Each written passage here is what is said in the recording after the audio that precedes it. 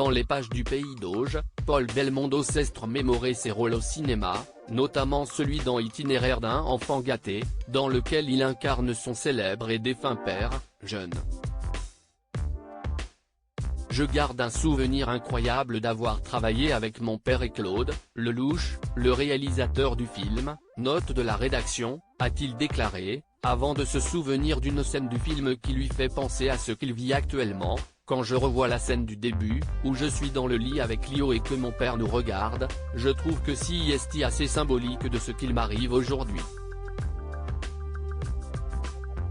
Le papa d'Alessandro, Victor et Giacomo, né de son union avec Luana, se demande notamment si, de là-haut, son père est-il en train de regarder ce qu'il fait ou non.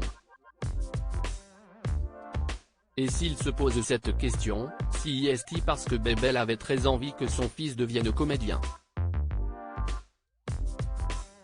Il y pensait tout le temps. S'il ne me le disait pas tous les jours, il me le disait 2 fois par jour, a raconté Paul Belmondo au Pays d'Auge avec le sourire. Je remercie Claude Lelouch seulement, lui avait d'autres rêves à l'époque, je ne pensais pas au métier de comédien. J'étais dans ma carrière automobile et je ne pensais qu'à ça. J'avais accepté de jouer dans Itinéraire d'un enfant gâté, note de la rédaction, parce que c'était une bonne expérience. Je ne pensais pas qu'un jour j'allais essayer d'être acteur. Mais aujourd'hui, il s'estime heureux de savoir qu'il a pu donner la réplique à son papa au moins une fois.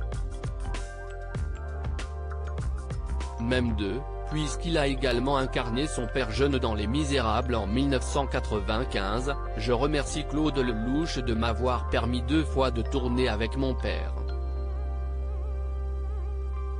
À noter que lors de cet entretien, Paul Belmondo a également été amené à répondre à une question que l'on lui pose très souvent, à savoir si l'héritage du nom Belmondo n'est-il pas trop lourd à porter. Si peut être très compliqué, mais, très sincèrement, je préfère porter le nom que j'ai. Je ne suis très heureux et très fier, a notamment répondu le grand-père de Vae, en toute franchise, avant de conclure l'interview.